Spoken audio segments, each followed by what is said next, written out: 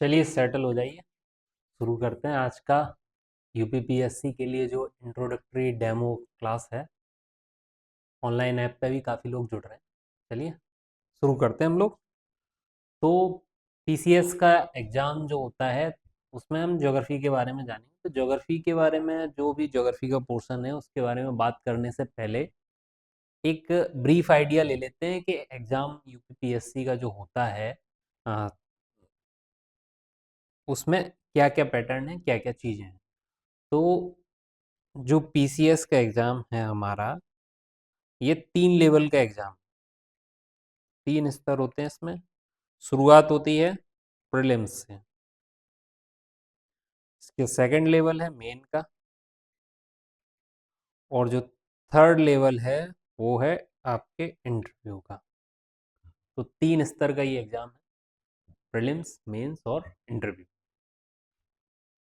तो primary level का जो प्रीलिम्स लेवल का जो पहला एग्ज़ाम है उसमें 2 पेपर होते हैं। इस एग्ज़ाम का जो उद्देश्य है, प्रिलिमिनरी एग्ज़ाम का जो उद्देश्य है, वो उद्देश्य ये रखा गया है कि जो नॉन सीरियस कैंडिडेट्स हैं उन्हें किसी तरीके से बाहर किया जाए। बहुत ज़्यादा लोग आते हैं, ठीक है। जो असली एग्ज़ाम होता है वो होती है मुख्य परीक्षा, नाम ही रखा गया उसका मुख्य परीक्षा इसी वजह से। और लास्ट में इंटरव्यू लिया जाता है और वहाँ से फाइनल सिलेक्शन।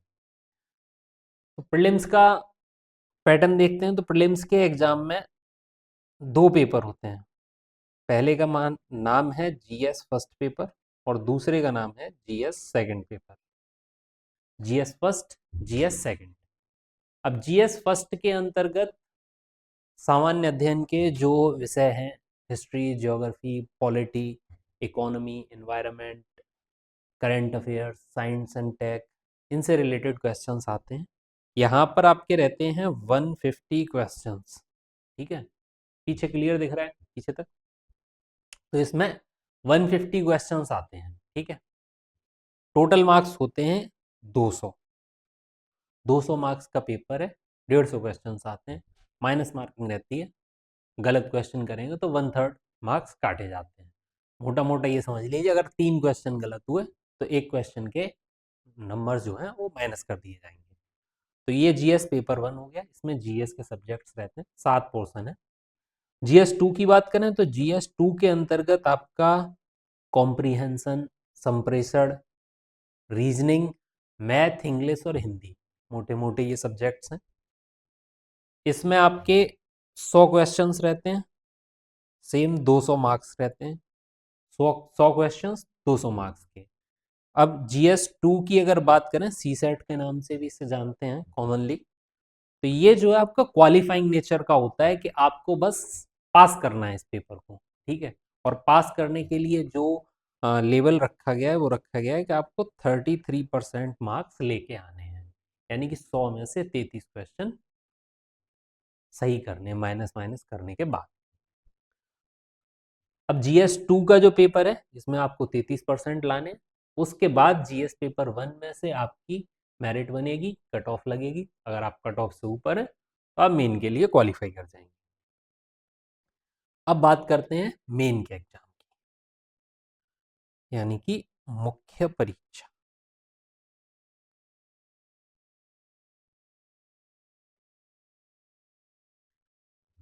अब यूपी में जो मुख्य परीक्षा होती है, इसका पैटर्न पिछले कुछ सालों से बदल गया है। तो अब इसमें पहला पेपर होता है सामान्य हिंदी।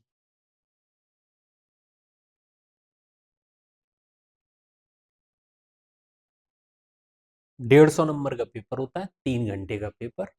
मुख्य परीक्षा में जो भी पेपर है वो है डिस्क्रिप्टिव टाइप के, आपको पूरा लिखना है। यहाँ पे ऑब्जेक्टिव टाइप के क्वेश्चंस नहीं मिलेंगे जो कि प्रीलिम्स में मिलते हैं। तो मुख्य परीक्षा में जो पहला पेपर है वो है सामान्य हिंदी का, 150 क्वेश्चंस का ये पेपर है। तो सामान्य हिंदी में किस तरीके के पेपर आते हैं, इसमें एक गद्य खंड दिया होगा, उससे आधारित प्रश्न उत्तर है, उनके जवाब देने होंगे। उसके अलावा संक्षेपण के कुछ प्रश्न आते हैं, पत्र लेखन, तार लेखन, अधिसूचना, इस तरीके के जो गवर्नमेंट डॉक्यूमेंट्स होते हैं, कार्यालय आदेश, इन्हें बनाने के प्रश्न आते हैं।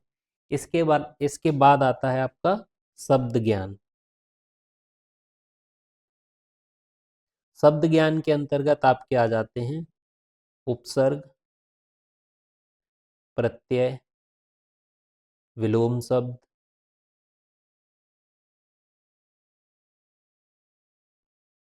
वाक्यांश के लिए एक शब्द,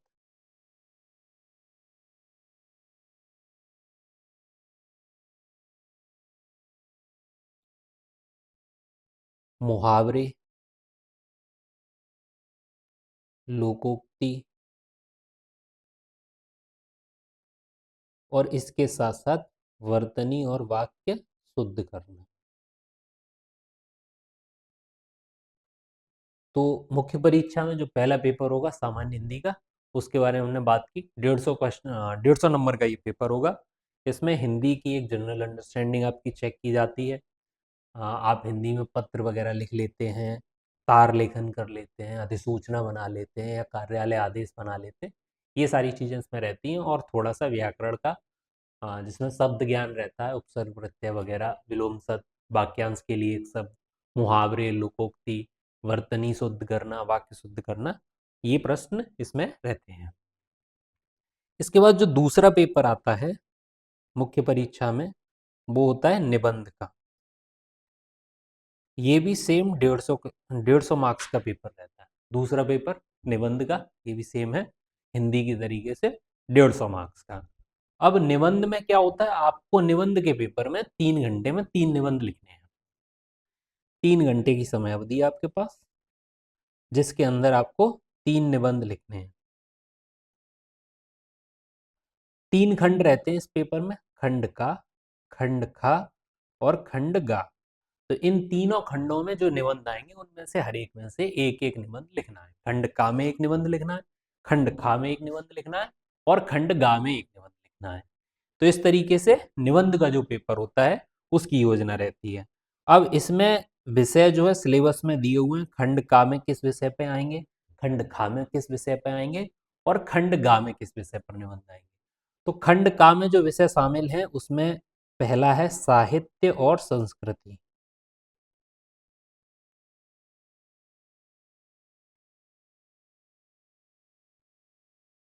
दूसरा विषय जो शामिल है वो है सामाजिक क्षेत्र।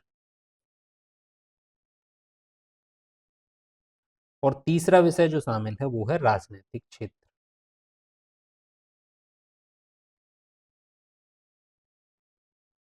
तो खंड खा में जो 3 विषय शामिल हैं, साहित्य और संस्कृति से संबंधित कोई भी विषय पर निबंध आ सकता है, सामाजिक क्षेत्र से संबंधित विषय पर निबंध होगा, और राजनीतिक क्षेत्र पर इस विषय से संबंधित निबंध होगा, जिसमें से आपसे आपको किसी एक विषय पर निबंध लिखना है।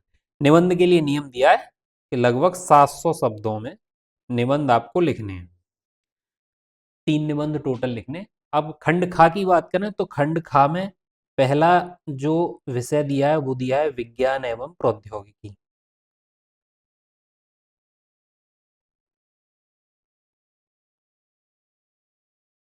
दूसरा विषय दिया है आर्थिक क्षेत्र। और जो तीसरा विषय दिया है वो है कृषि, उद्योग एवं व्यापार। इस तरह से खंड खा में जो निबंध के लिए कैटेगरी डिसाइड की गई वो विज्ञान एवं प्रौद्योगिकी, आर्थिक क्षेत्र, कृषि, उद्योग एवं व्यापार, इन क्षेत्रों से कोई एक निबंध आएगा। जो एक निबंध हमें लिखना है खंड खा में। बात करते हैं खंड गा की। तो खंड गा में भी 3 विषय दिए गए हैं। पहला दिया गया राष्ट्रीय एवं अंतर्राष्ट्रीय घटनाक्रम।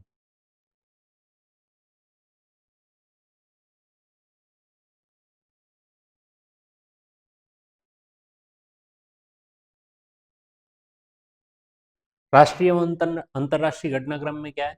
कोई भी नेशनल या इंटरनेशनल न्यूज जो हाल ही में चर्चा में रही हो, जिस पे निबंध बन सकता है, इस तरीके का कोई एक निबंध आ सकता है। सेकंड जो इसमें रखा गया है वो रखा गया है प्राकृतिक आपदाएं।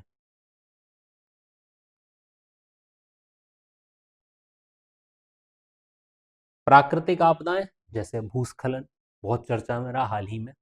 उत्तराखंड, हिमाचल, जो हिमालय क्षेत्र हैं उनमें जो बरसात का मानसून सीजन रहा उसमें भयानक लैंडस्लाइड्स देखने को मिली।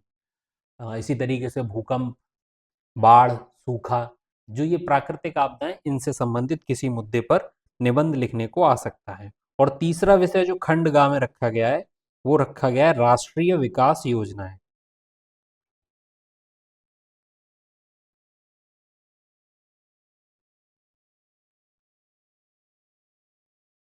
एवं परियोजनाएं।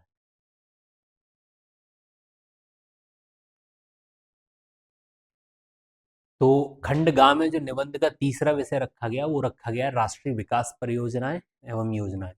तो जैसे मान लीजिए नरेगा योजना चलती है, तो नरेगा योजना के विषय में कोई निबंध आ सकता है। इसी तरीके से आयुष्मान भारत योजना भी चल रही है स्वास्थ्य के क्षेत्र में, सर्व शिक्षा अभियान। तो इस तरीके से जो सरकार की कल्याणकारी योजनाएं चल रही हैं, विकास योजनाएं चल रही हैं, उनसे संबंधित किसी मुद्दे पर, किसी योजना से संबंधित निबंध आ सकता है। तो इस तरीके से निबंध में 3 खंड दिए गए निबंध के पेपर में, जिनमें हमें 3 घंटे में 3 निबंध लिखने। खंड का से एक निबंध, खंड खा से एक निबंध और खंड गा से एक निबंध। निबंध के लिए लगभग 700 शब्दों में एक निबंध लिखना है। अब निबंध के पेपर के बाद हमारे पेपर शुरू होते हैं जीएस के पेपर, तो जिसमें पहला आ जाता है जीएस पेपर 1। अब जीएस पेपर 1 ये होगा 200 मार्क्स का। निबंध और हिंदी के 150 मार्क्स के थे, 150 मार्क्स के। जीएस पेपर 1 हमारा होगा 200 मार्क्स का। अब देख लेते हैं जीएस पेपर 1 के अंदर जो टॉपिक्स दिए गए हैं वो कुछ ब्रॉड कैटेगरीज में मैंने डिवाइड की हैं समझाने के लिए। तो इनमें पहली कैटेगरी हमारी हो जाती है इतिहास, कला एवं संस्कृति।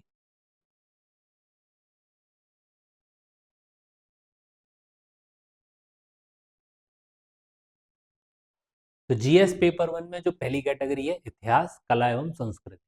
तो इतिहास के अंतर्गत अगर बात करें तो इसमें आधुनिक भारत का इतिहास आएगा और आज़ादी के बाद जो एकीकरण की प्रक्रिया रही है वो इतिहास के अंतर्गत शामिल की गई है। इसके साथ साथ इतिहास में पहला तो हो गया आधुनिक भारत का इतिहास, इसके साथ साथ दूसरा विश्व इतिहास। मेन का जो जीएस का पेपर 1 है इसमें विश्व इतिहास भी शामिल है। हाँ, विश्व इतिहास में इसके साथ साथ दिया गया है 18वीं से लेकर 20वीं सदी जो है उसके बीच की कुछ महत्वपूर्ण घटनाएं विश्व इतिहास में शामिल की गई हैं। इसके साथ भारत की कला एवं संस्कृति। तो इतिहास में हमें स्पेसिफिकली मेंशन किया गया है यहाँ पर कि आधुनिक भारत का इतिहास पढ़ना है। इसके साथ साथ आज़ादी के बाद जो एकीकरण की प्रक्रिया है देश के अंतर्गत, वो इसमें शामिल की गई है। अब यहाँ पर एक विषय ये आता है कि मध्यकालीन इतिहास और प्राचीन भारतीय इतिहास इसमें कहीं पर शामिल नहीं, लेकिन इसमें एक टॉपिक दिया गया है कला एवं संस्कृति। तो भारत की जो भी स्थापत्य कला है, जो संस्कृति है, ये प्राचीन समय से, यानी कि प्राचीन भारतीय इतिहास यहाँ पर एक तरीके से इंक्लूड हो जाता है। मध्यकालीन इतिहास भी यहाँ पर एक तरीके से इंक्लूड हो जाता है, लेकिन कहाँ पर? सिर्फ कला और संस्कृति के पॉइंट ऑफ व्यू से। ठीक है, तो प्राचीन इतिहास पूरा हमें मेन के लिए नहीं पढ़ना है, मध्यकालीन इतिहास हमें भारत का पूरा मेन के लिए नहीं पढ़ना है, लेकिन कला एवं संस्कृति के पोर्शन में हमें प्राचीन से लेकर आधुनिक भारत का उस पॉइंट ऑफ व्यू से पूरा, जैसे स्थापत्य कला हुई, तो हमें पूरा पढ़ना पड़ेगा। ठीक है, अब इसके अंतर्गत जो सेकंड कैटेगरी है वो है सामाजिक मुद्दे। समाज एवं सामाजिक मुद्दे। समाज एवं सामाजिक मुद्दे। तो जीएस पेपर 1 में पहली कैटेगरी इतिहास की हो गई, दूसरी हो गई सोशल इश्यूज की, सोसाइटी की। तो समाज एवं सामाजिक मुद्दे में हमें क्या पढ़ना पड़ेगा? तो इसमें हमें पढ़ना पड़ेगा जो भारत का समाज है इसकी विशेषताएं क्या है, विशिष्टताएं क्या हैं। इसके अलावा जो हमारे समाज में कुछ इश्यूज हैं, जैसे महिलाओं को लेकर इश्यूज हैं, गरीबी, जनसंख्या, विकास, इसके साथ साथ जो अर्थव्यवस्था में ग्लोबलाइजेशन, उदारीकरण जो हुआ ये प्रक्रिया, इसके समाज।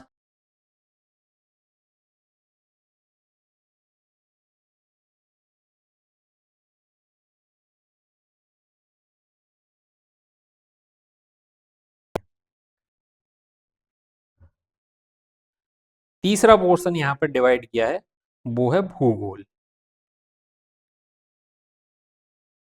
तो इसके अंतर्गत भौतिक भूगोल की विशेषताएं, उसके साथ साथ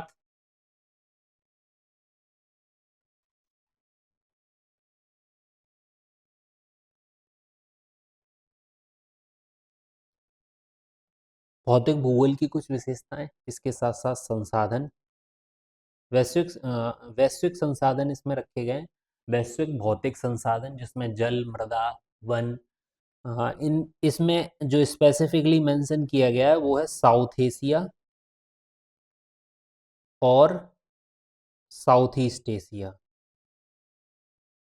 इसके विशेष संदर्भ में और भारत के विशेष संदर्भ में हमें संसाधनों को पढ़ना है विश्व भूगोल के अंतर्गत। इसके साथ साथ भूगोल में शामिल किया गया है सीमा और सीमांत, जनसंख्या संबंधित मुद्दे, प्रवास संबंधित मुद्दे, ये भूगोल में जीएस पेपर 1 में शामिल किए गए हैं। तो इस तरीके से अगर जीएस पेपर 1 का सिलेबस ब्रॉड कैटेगरीज में हम डिवाइड करें तो इसमें हिस्ट्री हमारी शामिल होती है, समाज और सामाजिक मुद्दे शामिल होते हैं, और शामिल होता है भूगोल। अब बात करते हैं जीएस पेपर 2।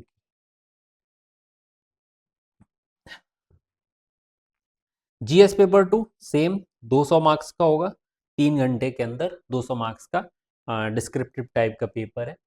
प्रश्न आएंगे, हमें उत्तर लिखने होंगे। तो इसके अंतर्गत देखें क्या क्या शामिल किया गया है सिलेबस में। तो सबसे पहले इसमें शामिल किया गया है भारतीय संविधान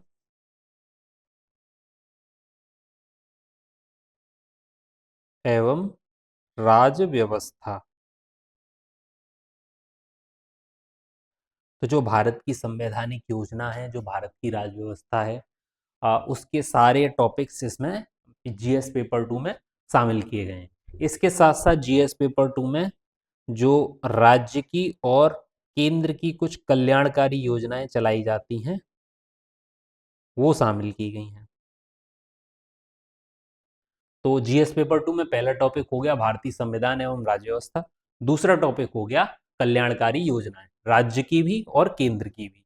इसके बाद जो तीसरा है टॉपिक वो है इंटरनेशनल रिलेशंस, यानी कि अंतर्राष्ट्रीय संबंध, आईआर। आईआर यहाँ पर शामिल है, भारत के जो विभिन्न देशों के साथ संबंध हैं, उसके साथ साथ जो अंतर्राष्ट्रीय और संगठन है, इंटरनेशनल ऑर्गेनाइजेशंस, वो भी आईआर में शामिल होते हैं। और इसमें जो चौथा टॉपिक है वो है गवर्नेंस, यानी कि शासन व्यवस्था। तो जीएस पेपर 2 में 4 ब्रॉड कैटेगरीज हैं, मोस्टली ये पॉलिटी से रिलेटेड है। इसके अंतर्गत भारतीय संविधान एवं भारत की राज्य व्यवस्था का अध्ययन करेंगे, कल्याणकारी योजनाएं देखेंगे, इंटरनेशनल रिलेशंस देखेंगे और शासन। तो ये जीएस पेपर 2 का सिलेबस हो गया। इसके बाद हम बात करते हैं जीएस पेपर 3 की। ये भी 200 मार्क्स का पेपर होगा। इसके अंतर्गत शामिल किया गया है सबसे पहले तो अर्थव्यवस्था, भारत की अर्थव्यवस्था एवं वित्त से संबंधित जो भी इश्यूज हैं वो इसमें शामिल किए गए। दूसरे नंबर पर इसमें शामिल किया गया है कृषि। तीसरे नंबर पर जो आज़ादी के बाद भारत के अंदर भूमि सुधार हुए, आज़ादी के बाद जो लैंड होल्डिंग्स में चेंज करने के लिए जो लैंड रिफॉर्म मूवमेंट चलाया गया, उसके बारे में हम इसे जीएस पेपर 3 में पढ़ना होगा। इसके बाद जो चौथा इशू शामिल किया गया है वो है आधारभूत संरचना।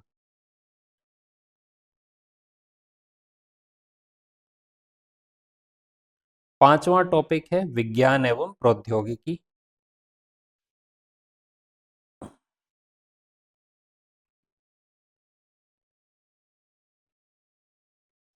छठवां टॉपिक है पर्यावरण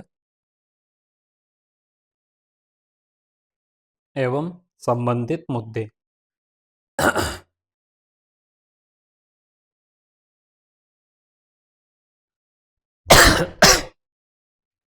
सॉरी।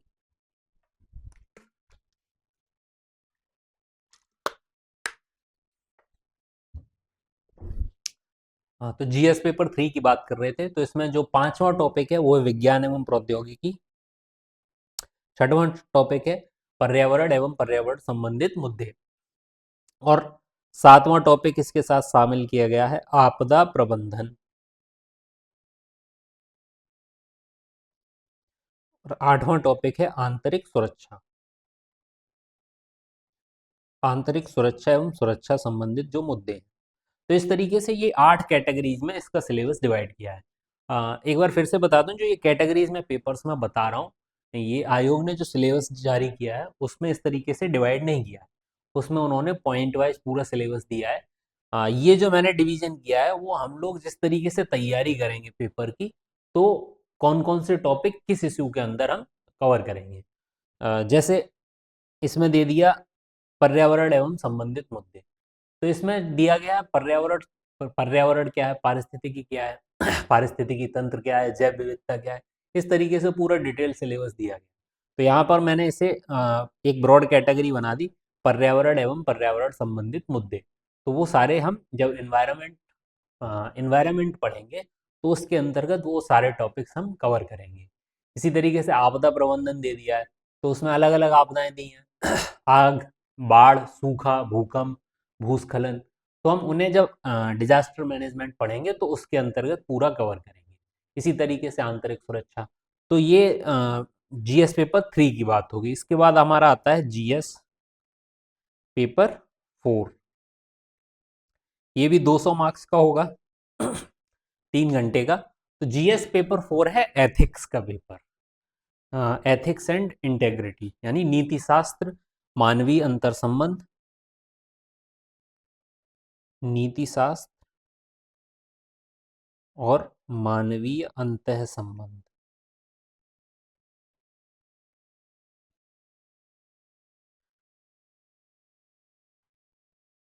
इसके अंदर जो सेकंड टॉपिक है वो है अभिवृत्ति,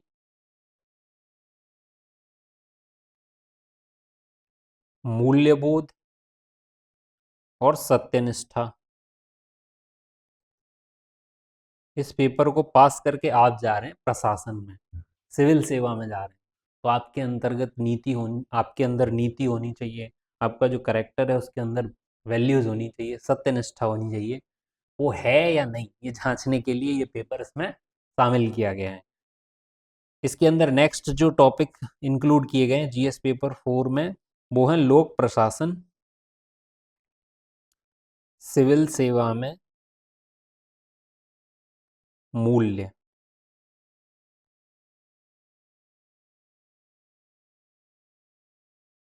और नेक्स्ट है शासन व्यवस्था में ईमानदारी।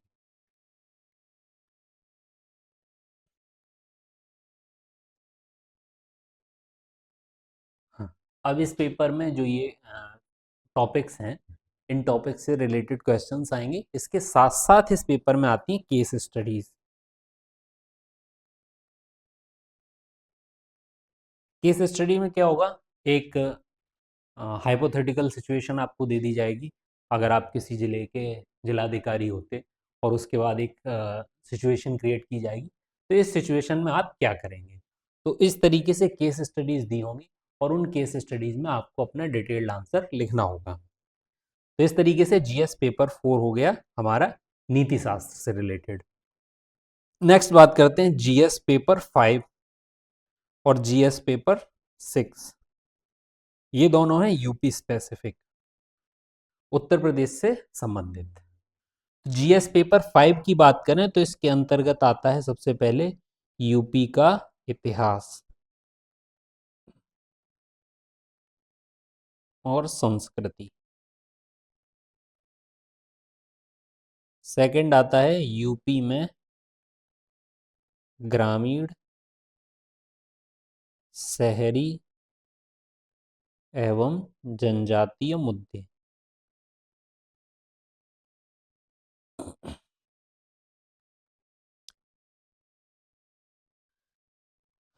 यूपी का इतिहास इसमें शामिल हो जाता है। इसके साथ साथ यूपी की राज व्यवस्था,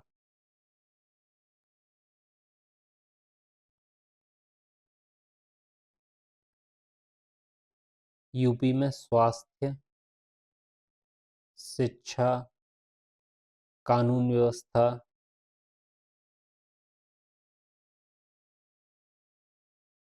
और इसके साथ साथ यूपी स्पेसिफिक समसामयिकी।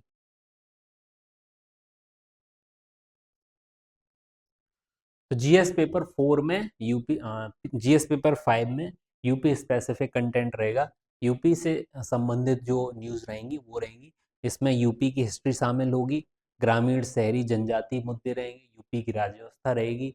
साथ ही उत्तर प्रदेश में स्वास्थ्य शिक्षा संबंधी जो योजनाएं हैं, कानून व्यवस्था है, और यूपी से रिलेटेड जो करंट में न्यूज़ रही हैं, जो समसामयिकी है, वो शामिल रहेगी इसमें।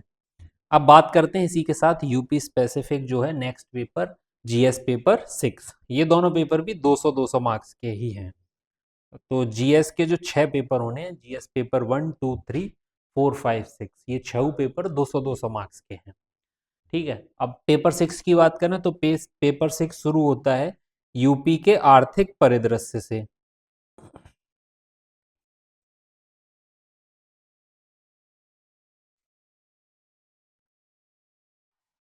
तो इसमें यूपी का आर्थिक परिदृश्य में शामिल होगा यूपी में निवेश संबंधी मुद्दे, व्यापार संबंधी मुद्दे, उद्योग। इसके साथ साथ उत्तर प्रदेश की जो सरकार है उसकी वित्त व्यवस्था, उसका बजट, ये सब इसमें शामिल होंगे। इसके साथ साथ जो नेक्स्ट टॉपिक रखा गया है वो रखा गया है यूपी में राज्य सरकार की जो कल्याणकारी योजनाएं हैं वो शामिल की जाएंगी।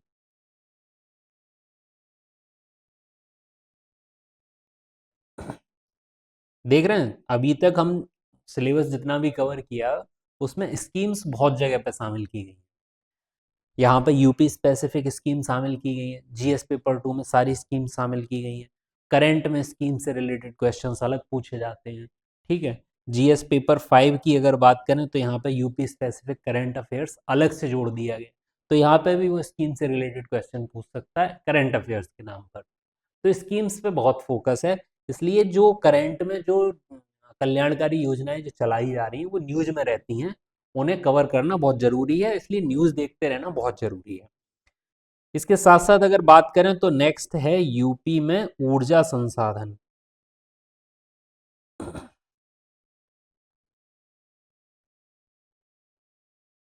इसके बाद जनांकिकी, जनसंख्या, जनगणना संबंधी मुद्दे, ये भी यूपी स्पेसिफिक।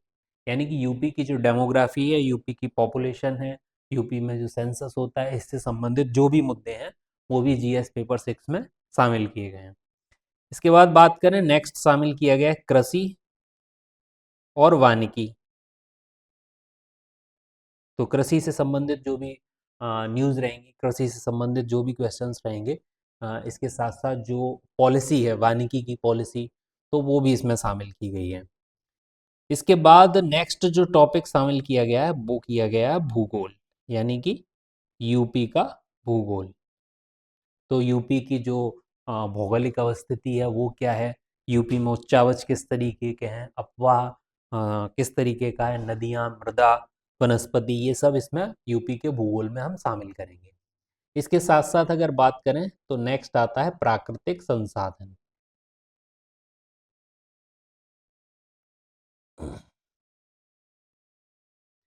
प्राकृतिक संसाधन में मृदा, जल, वायु, वन, आर्द्र भूमियाँ, ये सब शामिल किए गए हैं प्राकृतिक संसाधन में।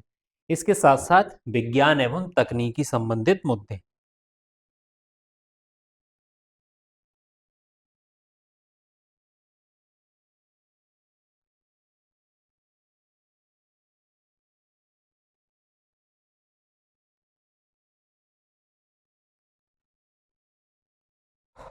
तो जीएस पेपर 5 और पेपर 6 इसमें जो भी कंटेंट है वो है यूपी स्पेसिफिक।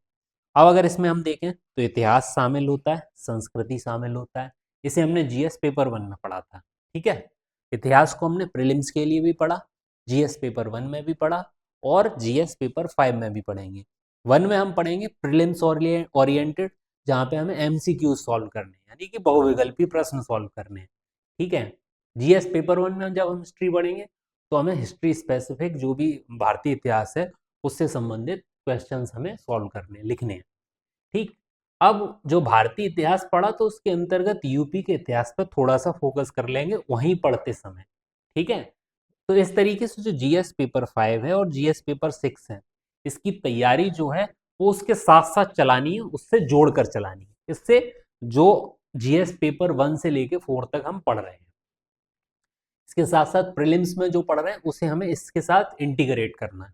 अब जैसे यूपी की राज्य व्यवस्था है, जब हम भारत की संवैधानिक व्यवस्था पढ़ेंगे तो हम राज्यपाल के बारे में भी पढ़ेंगे, जो राज्य की सरकार बनती है उसके बारे में भी पढ़ेंगे, विधानसभा विधान परिषद के बारे में भी पढ़ेंगे। तो वो चीज़ हमें यहाँ पे भी पढ़नी है, ठीक है। तो इस तरीके से हम दोनों को कोरिलेट करेंगे। योजनाओं के बारे में बताया, स्कीम्स 3-4 जगह पे सिलेबस में मेंशन की गई हैं, तो हम स्कीम्स पे ध्यान रखेंगे और उन सारी चीज़ों को कोरिलेट करेंगे सारे पेपर्स के लिए। निबंध में भी स्कीम्स का एक निबंध निबंध के शायद कौन से सेक्शन सेक्शन गा में तीसरे सेक्शन में बताया था, वहाँ पे निबंध में स्कीम्स के लिए भी शामिल किया गया है। तो इस तरीके से हम इस पूरे सिलेबस को हम कोरिलेट करके पढ़ेंगे। तो इस तरह हमने बात की जो एग्जाम का जो पैटर्न है उसके बारे में, एक ब्रॉड आइडिया, सिलेबस के बारे में एक ब्रॉड आइडिया की अभी तक बात। तो अभी हम इस क्लास में जो हम बात करने वाले हैं वो हम बात करने वाले हैं भूगोल के में, ठीक है। तो हमारा जो टॉपिक था वो था introduction to geography for UPPSC, यानी कि जो उत्तर प्रदेश का पीएससी एग्जाम है उसके लिए हम भूगोल का इंट्रोडक्शन देखने वाले हैं। तो अब बात करते हैं भूगोल की। तो प्रारंभिक परीक्षा में जो भूगोल का सिलेबस मेंशन किया है, जो आयोग ने दिया है, उसमें लिखा है भारत एवं विश्व का भूगोल, भारत एवं विश्व का भौतिक, सामाजिक एवं आर्थिक भूगोल। इसके साथ साथ लिखा है कि विश्व भूगोल में विषय की केवल सामान्य जानकारी की परख होगी। भारत का भूगोल के अंतर्गत देश के भौतिक, सामाजिक एवं आर्थिक भूगोल से संबंधित प्रश्न होंगे, ठीक है। यानी कि वो सब्जेक्ट की बहुत गहराई से जानकारी नहीं मांग रहा है, बल्कि भूगोल और विश्व भूगोल में विषय की सामान्य जानकारी की परख की जाएगी। इसके साथ भारत के भूगोल के अंतर्गत देश के भौतिक, सामाजिक एवं आर्थिक भूगोल से संबंधित प्रश्न होंगे। यानी कि प्रीलिम्स में जो भूगोल आएगा, प्रीलिम्स में जो भूगोल आएगा उसमें भारत का भूगोल भी होगा, विश्व का भूगोल भी होगा। विश्व के भूगोल में विषय की केवल सामान्य जानकारी, ठीक है। और भारत के भूगोल के अंतर्गत भौतिक, सामाजिक, आर्थिक भूगोल जो है उससे संबंधित प्रश्न होंगे। ये तो प्रीलिम्स का सिलेबस दे दिया गया। तो इसके साथ इसमें हमें क्या पढ़ना होगा, भारत एवं विश्व का पूरा भौतिक भूगोल देखेंगे हम,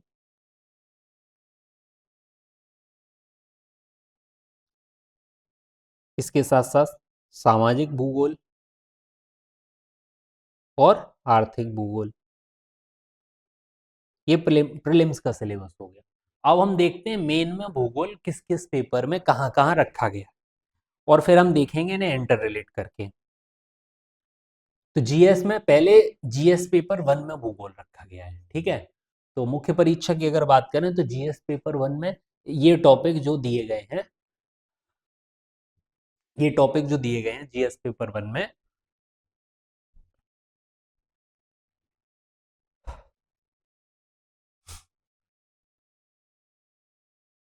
तो इसमें पहला है विश्व के प्रमुख प्राकृतिक संसाधनों का वितरण।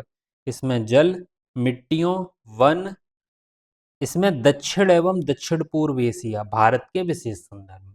यानी कि विश्व के प्रमुख प्राकृतिक संसाधन, जो पहला टॉपिक दिया गया है ज्योग्राफी के सिलेबस में, वो दिया गया है विश्व के प्रमुख प्राकृतिक संसाधनों का वितरण। इसमें जल, मिट्टी, वन, और इसमें एरिया स्पेसिफिक भी दिया है, वो दिया गया है दक्षिण एवं दक्षिण पूर्व एशिया और भारत के विशेष संदर्भ में। यानी कि हमें विश्व के प्राकृतिक संसाधनों के बारे में पढ़ना है। स्पेसिफिकली हमें भारत के लिए, दक्षिण एशिया के लिए और दक्षिण पूर्व एशिया के लिए पढ़ना है। इसके बाद भौतिक भूगोल की प्रमुख विशिष्टताएं, जिसमें भूकंप, सुनामी, ज्वालामुखी क्रियाएं, चक्रवात, समुद्री जलधाराएं, पवन, हिमसरिताएं, इतने टॉपिक भौतिक भूगोल के अंतर्गत सिलेबस में दिए गए। अब प्रीलिम्स की अगर वापस से बात करें तो हमें विश्व भूगोल की सामान्य जानकारी और भारत का भौतिक भूगोल, यहाँ पर भौतिक भूगोल से संबंधित कुछ टॉपिक मेन में दिए गए हैं। तो हमें भौतिक भूगोल के अंतर्गत भारत का स्पेसिफिकली इंडिया का पढ़ना है, उसके साथ साथ वर्ल्ड का पढ़ना है। ठीक है, तो पहले हम भौतिक भूगोल पढ़ेंगे।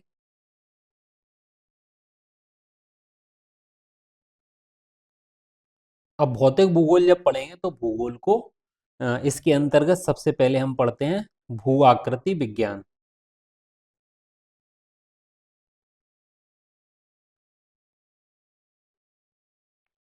दूसरे नंबर पर आता है समुद्र विज्ञान। तीसरे नंबर पर आता है जलवायु विज्ञान।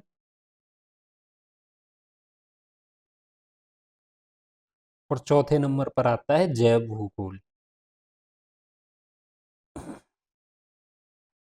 तो इन चार टॉपिक्स के अंतर्गत हम फिजिकल ज्योग्राफी या भौतिक भूगोल पढ़ेंगे। ठीक है, अब इन चार टॉपिक्स के अंतर्गत सिलेबस के जो भी टॉपिक दिए हैं, चाहे वो प्रीलिम्स में दिए हो, चाहे वो मेन के पेपर 1 में दिए हो, मेन के पेपर 5 पेपर 6 में दिए हों, तो उन सबको हम एक साथ एक जगह पर पढ़ के खत्म करेंगे।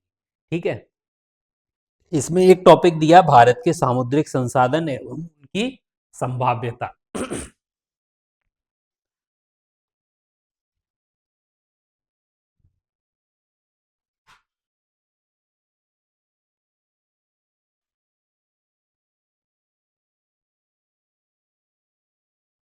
हाँ, ठीक है, कुछ क्वेश्चंस आए हैं, मैं उनके बारे में बात करूंगा थोड़ी देर में।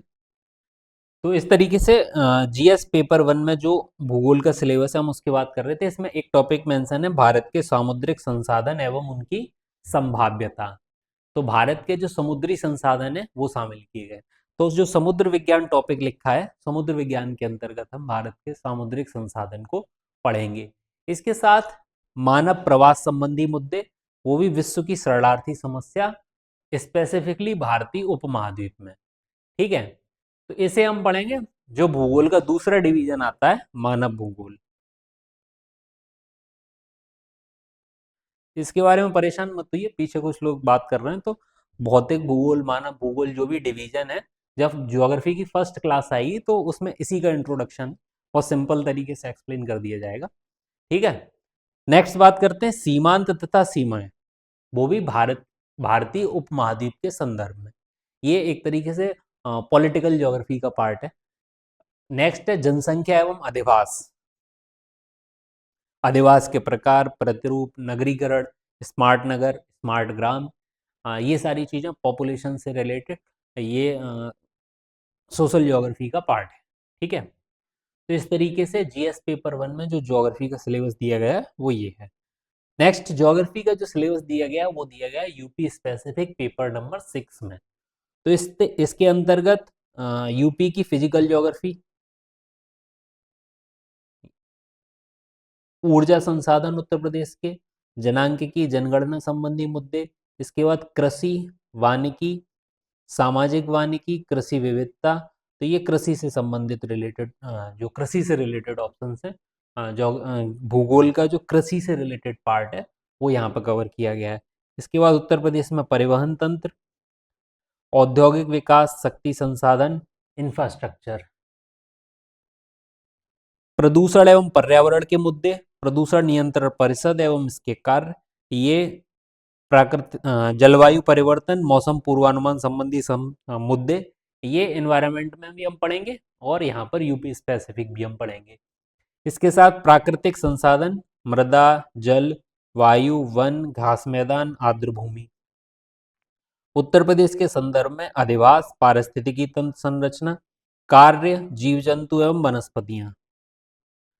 तो ये यूपी स्पेसिफिक जो ज्योग्राफी का पोर्शन है वो दिया गया है पेपर नंबर 6 में। तो हम क्या करेंगे, हमने जो ज्योग्राफी पढ़ा, जो भी हम ज्योग्राफी पढ़ेंगे दो ब्रॉड कैटेगरी पहले ज्योग्राफी की डिवाइड करेंगे, फिजिकल ज्योग्राफी, ह्यूमन ज्योग्राफी, ठीक है। इसके साथ साथ हम मैप से रिलेटेड वाले पोर्शन के लिए 8 से 10 क्लासेस मैपिंग की भी अलग से करेंगे, ठीक है। क्योंकि मैपिंग से क्या होता है, हमें एक ब्रॉड आइडिया मिलता है सब्जेक्ट का। उसके साथ साथ जब मैपिंग कवर हो जाती है तो प्रीलिम्स के कई सारे क्वेश्चंस ज्योग्राफी के मैपिंग से रिलेटेड डायरेक्ट आते हैं, वो वहाँ से काफ़ी अच्छे से कवर करने में मदद मिलती है। तो इस तरीके से आज यहाँ पर जो हमने बात की, एक ब्रॉड आइडिया था यूपीपीएससी के जो 2026 का नेक्स्ट आरंभ बैच होने वाला है, फाउंडेशन बैच जीएस का, उसके बारे में हमने बात की। ये इंट्रोडक्टरी सेशन था। 10 नवंबर से हम ये बैच स्टार्ट करने वाले हैं, ठीक है। तो इसके लिए सभी लोग समय से आएँ, ऑनलाइन भी जो लोग साथ में जुड़ रहे हैं समय से जुड़ें ताकि क्लास सही से शुरू हो सके। क्लास का जो डिटेल्ड प्रोग्राम है वो वेबसाइट पे अपलोड कर दिया जाएगा, आप लोगों को प्रिंटेड फॉर्मेट में भी दे दिया जाएगा, ठीक है। तो ये जो हमने बात की वो थी हमारी यूपीपीएससी का जो एक ब्रॉड सब्जेक्ट जो सिलेबस है उसके बारे में, साथ ही जो हम भूगोल शुरू करने वाले हैं तो भूगोल के सिलेबस के बारे में हमने बात की।